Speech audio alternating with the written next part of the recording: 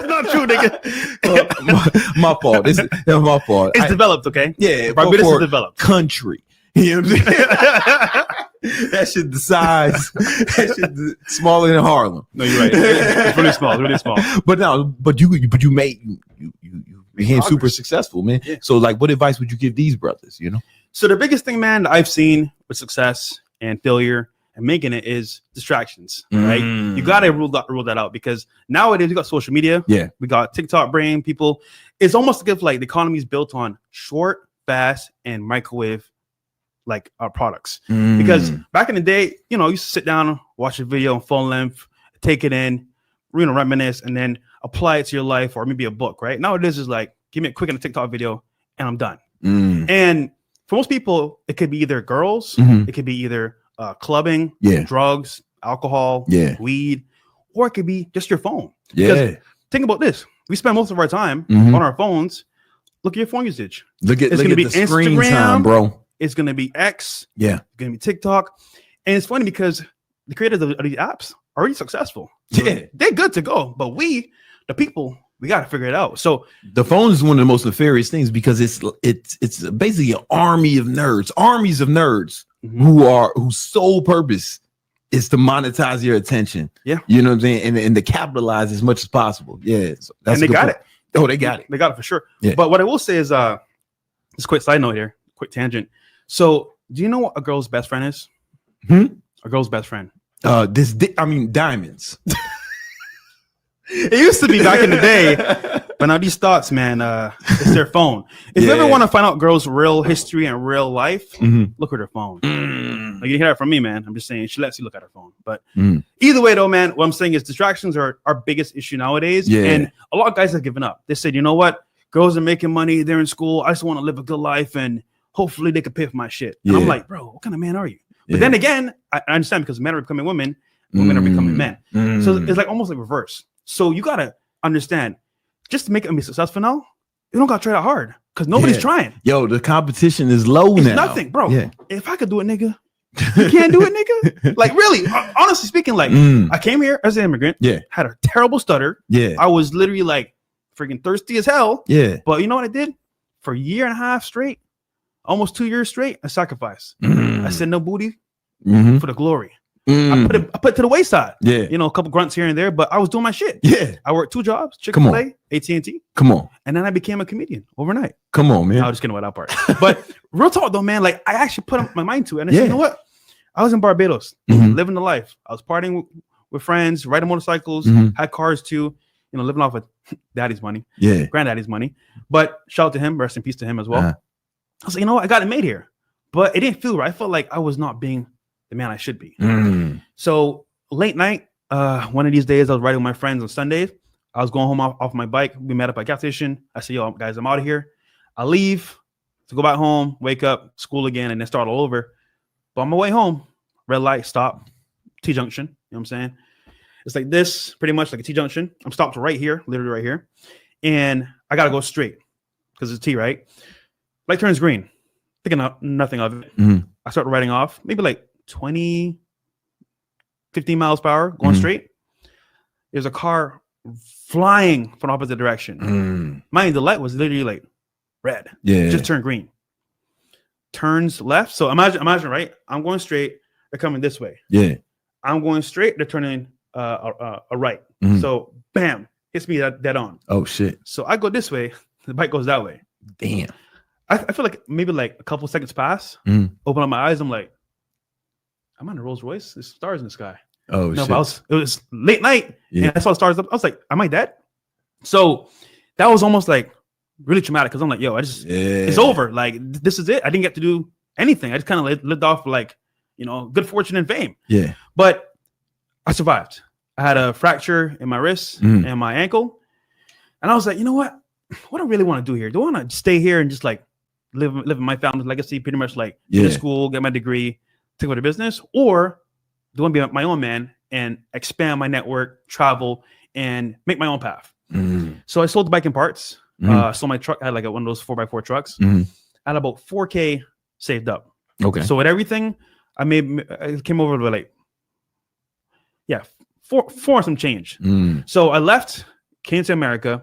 And before I came, I'm like, what city did you come to? Well, first I went to Vegas. Okay. Then New York. Okay. Then Florida. I got it. Yeah. I should have did Florida first, but I was trying to be. No, I get it. But I had to go to a convention for network marketing. Yeah. I used to do that back in the day too. Oh, okay. So I did a lot of business that failed. Yeah. People don't know apart, but like that's a major L's. Trust me. Yeah. But you know what? You know what an L is, bro? It's a lesson. Turn a lesson to a W. I mean, when you lose, don't lose the lesson. That's what I always tell people. Exactly. So one thing people can't take from you is your lessons. Yeah. That's one thing they can't take from you. So after that, man, I was on Craigslist looking for a spot because I didn't know where to go, bro. I can't afford to I have no credit. I can't get an apartment. I got to figure out a way to survive, and I got no job. So I found a small room in a house. They're from Peru. Shout out to them for giving me a chance. You know, a little black boy from Barbados. Yeah. But they gave me a chance. Told them what my plan was to find a job as soon as I get there. And they picked me up from the airport, took me to the crib, showed me the area. And I was like, okay, cool. I can study at Starbucks here. I can go to the library here and do some research. So I did that every day for like 30 days straight. I applied for jobs. I was looking for books to learn about finance, credit, networking, social media. Because I was like, okay, these guys that I see online, like they're here in America. Yeah. How are they doing this shit? They must be how they're doing this thing like I want to do. And I can sit there and be like, you know what? F these niggas, man. I hate y'all. Yeah. Or I can be like, hate. Yeah. You know what? They're not better than me. Yeah. I can figure this shit out. I need to just figure out what they're doing and do it better. Or just do it, period. Because as I'm gonna tell you guys, like right now, most people are not even trying. So most if you try just a little bit more, I'm telling you, bro, if I could do this shit coming here 10 years ago, why can't you? You've been here your whole life. Yeah. So I would sit at Starbucks every day and just study shit. And like I saw Graham Stephan, Grant Cardone. Who else? I was watching Bigger Pockets. I was watching a bunch of people back in the day, man. Yeah. And I was like, you know what? These guys have made it. If they know something, I can hear it on YouTube. Yeah. And I would just sit and study, apply for jobs. So I'll take a small break, maybe like 30 minutes, apply for jobs on Job Indeed, Monster.com, and then get back to studying social media and real estate and financing. Okay. And credit score. So my skills and my mindset was growing each day. Even though I didn't have a job yet, I was focusing on doing that. Yeah. So remember I said I had 4K, right? Yeah. So I went about a laptop. I was like $1,200. I bought a car. That was like what? I put a down payment. It was $8K for. I had a 2002 Toyota Camry, right? Actually, I got a picture I could send to Nima so he can show it you guys. Because this picture is crazy, bro. Like I look a freaking Haitian refugee. You could just pull it up. That'd be easier. Yeah. Because you could show the camera. We got good cameras. So here we go. Here, this is crazy, by the way. Oh goddamn. Somali pirate. Yeah. Right? Yeah. So that's my first card I got. You look like the motherfucker selling fake Gucci in Canal Street. I was peddling some goods. Not just kidding. Yeah. But no. So then I had maybe like to my name 1K left when everything was done. And I still got paid for rent. I paid for like, food at Chipotle. So now I'm like, okay, money's going down. I need a job ASAP. Mind you, I'm at my wit's end. I got like 1K left. And I got to pay rent, which is $600, right? So within a month and a half, I'll be broke. So I don't know if it's God. Well, sorry, I know it's God. But someone told me just to like keep going to Starbucks and something gonna happen. Okay. And I kept, learning stuff on the way. I didn't sit there and maybe I'll get a blessing one day. So this guy would see me every day in Starbucks. He was like, yo, this guy's always studying something. Like, is he in school? What's he doing? And he stopped me one day. He was like, listen, bro, I'm just curious. What do you do? Because you're always here, like, every time I see you. Yeah. Remember, I'll wake up at like 8 a.m. and go there from 9 to like maybe like 7 p.m. Oh, wow. Every single day. You still applying for jobs. You hadn't gotten them back yet. And the first 2 weeks, I didn't have a car. So I'll walk to the library, which is kind of far. But I'll go to the library, log in, because you got to pay to use the library. And I'll read some of the books there that were on the shelves. Yeah. And one of them was, Millionaire Secret Mindset. Okay. With T. Harv Eker. Okay. Right? Yeah. That book was life changing, by the way. So I was there reading, studying. He's like, bro, what do you do, man? I see you here all the time. And he's like, you know what? I'm gonna bless you. I was like, what do you mean? Like, you don't have a job, right? I was like, no, I don't. And he's like, apply here. He gave me this like card. Apply here and let me know when you apply. Here's my phone number. I'm like, damn, cool. All right. Mind you, I'm like, this guy like an owner or something? I don't know who he is, right? But he's from Barbados too, by the way. Which is hilarious. I don't want to say his name, but he's an older gentleman. Yeah. So then I apply. I tell him what happened. And within that week, I got a phone call. Hey, listen, we want to do an interview with you. So I get an interview. We talk over a webcam. And he's like, job is yours. So I bought a suit, by the way, for my first interview when I showed up there. And my first day, I was just like learning everything, taking it in. But what it taught me was that like you could be the best salesman, the best marketer, the best person in the world, but people that you meet can change your entire life. Networking. And that's how you got in. Yeah. You saw the power. So it's almost like if like, even though like I wasn't where I needed to be, my mindset and my actions were pushing me towards like getting somewhere. And even if I didn't know the exact path, like me just being ready, showing up every single day, things were going to happen for me. Yeah. So when I met him, I got the job. And then from there, I met another friend. I used to work at the same AT&T office. And then he worked at Chick-fil-A too. So I was like, oh, you're working 2 jobs? Shit, nigga, I need to get on that shit too. Yeah. So I applied for Chick-fil-A. I get it. So now I'm working 2 jobs. That's one thing I tell people all the time. If you broke, man, get a job, get multiple jobs. You start working hard, you won't be broke after a while. And then to your point, bro, because this is what you taught me as well, just like indirectly. Like if you're busy working, you can't do dumb shit. You can't. Yeah. So mind you, I wake up, I'm doing Chick-fil-A from like 9 to like 3 p.m. And then from like 4 all the way to like 11, 12 midnight, I'm working at AT&T taking phone calls. Right? So you do like Uverse, the internet shit. Yeah. So imagine my whole day, I'm really tired, bro. So I can't even like do anything crazy. Yeah, you can't get in a lot of trouble. Stacking up money now. Stacking money. Making some moves. Feel me? Remember, nigga was broke. Yeah. So now I got 2 jobs and I'm actually getting some money and some savings. So I'm still at the place in a room. I'm paying like $600 a month for this spot. And I'm learning about credit, learning about finance, getting a property. I can't afford the shit right now because I'm broke. Yeah. But I'm acquiring some more money.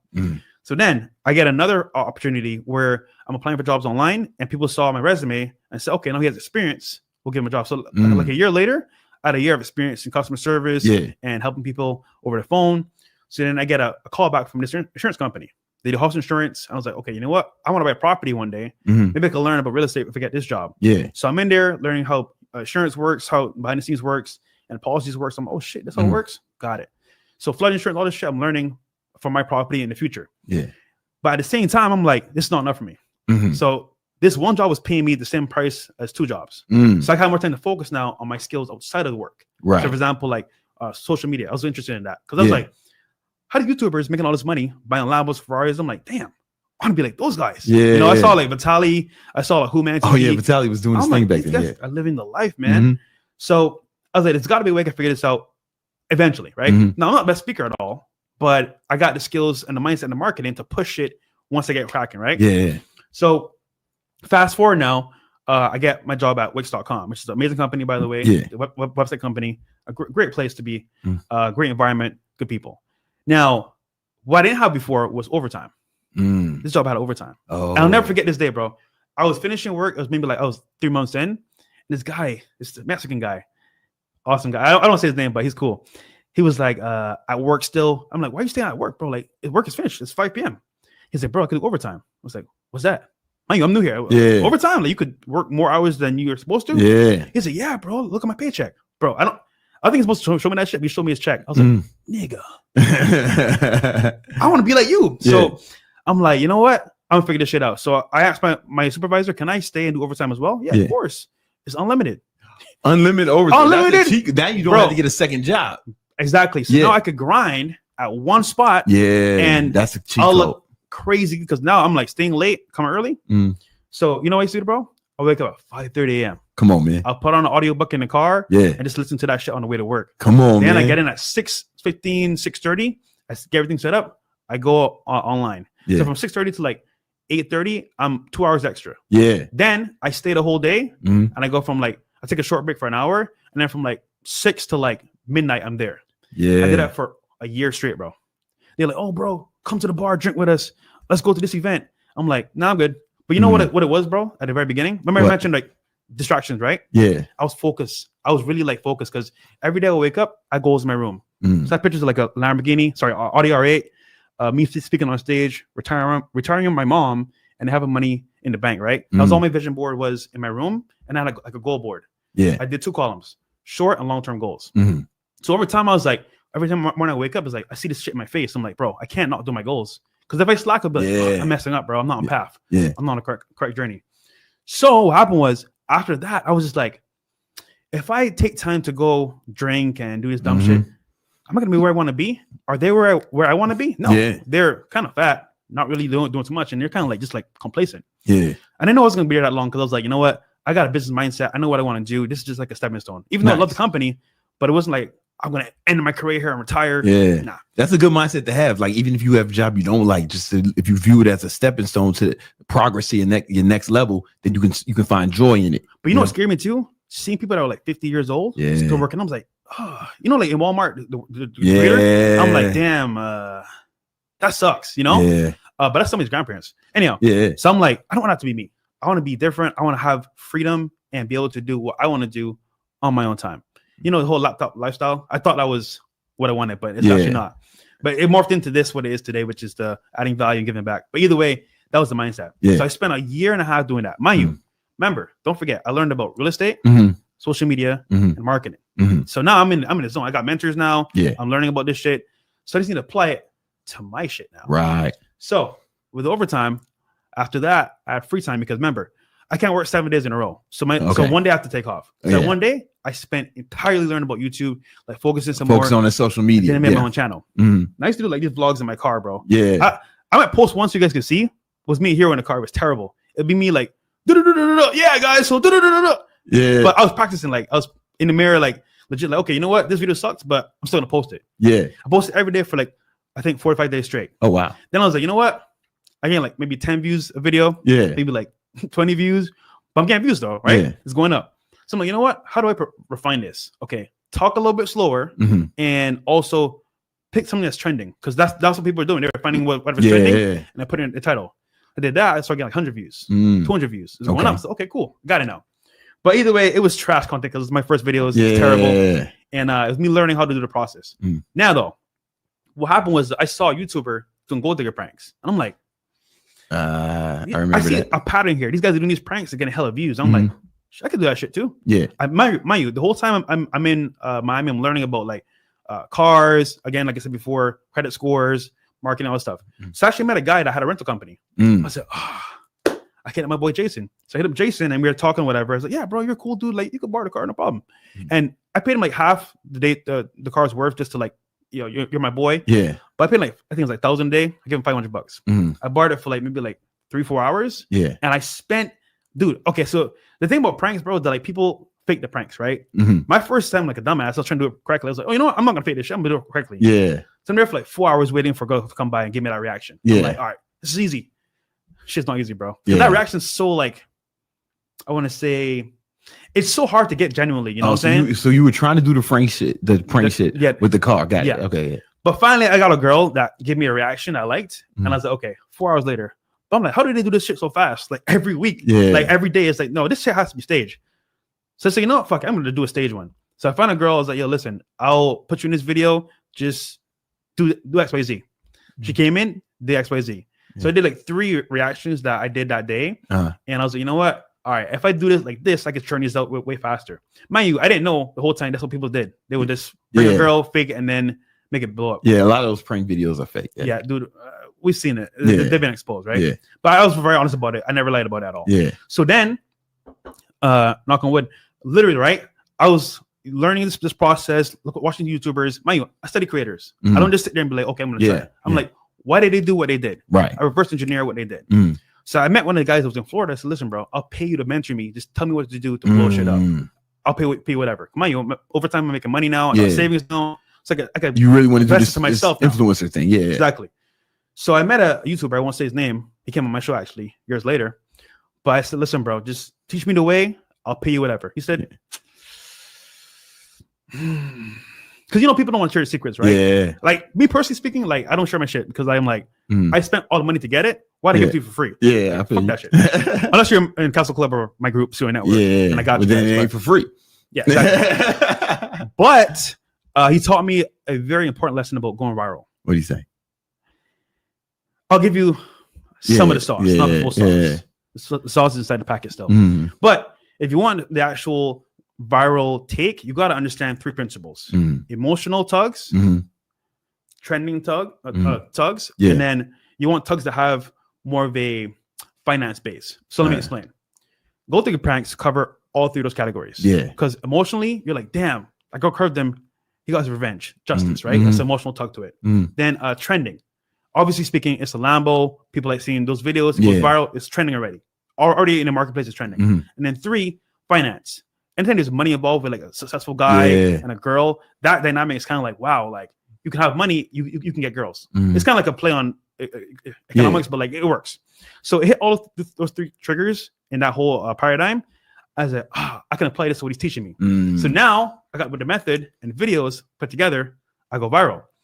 So the first video, this is like way before Fresh and Fit. You like if you go to World Star right now, you can see my video still there on Gold Digger Pranks. Oh wow! How it went viral. Yeah. And what happens is there's backlinks in those videos. So for example, let's say I post a video to YouTube, right? Yeah. It's just like there on YouTube. Yeah. Post on World Star, it goes everywhere because there's backlinks to it. Got it. So now I'm going viral in different places because of this video from World Star.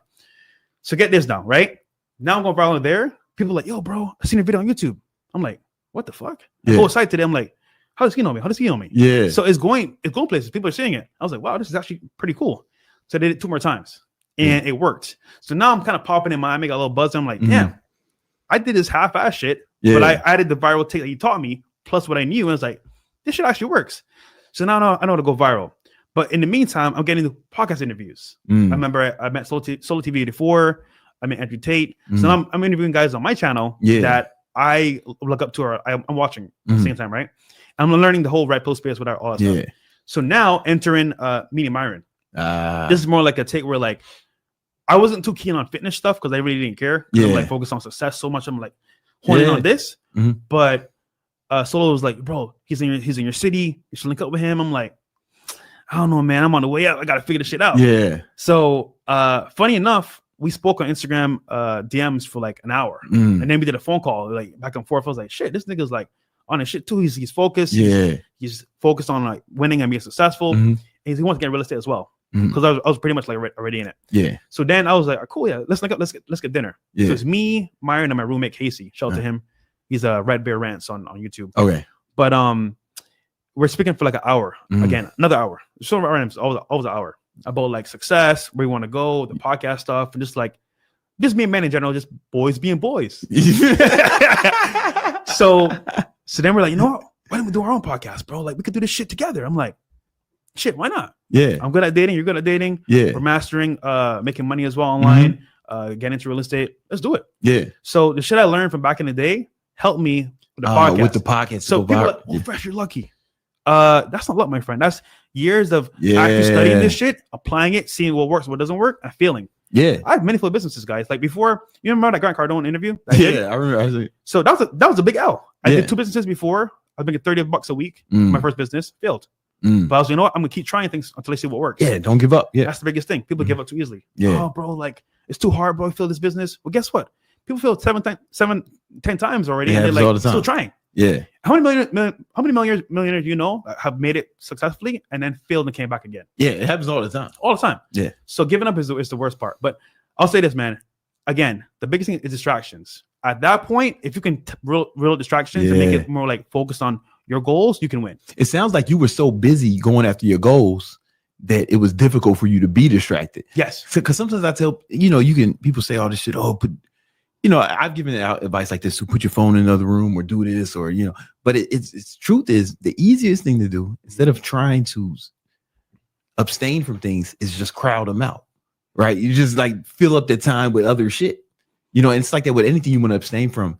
Like if you want to start eating better, then start eating more healthy food, right? If you eat a bunch of like salad, you'll be full, right? You'll be too full to eat the cake. Maybe, you know what I'm saying? But it's like if you can crowd things out, you know what I'm saying? You do that regularly. Like you replace the habit with something else. You got to replace it. You can't just quit because then it's going to be a void. And just not doing it is not enough because you're like, not enough. It's you have a habit doing this shit. But replacing that habit with a good habit. Exactly. You got to change it, man. So one thing about your story that's cool is it sounds like you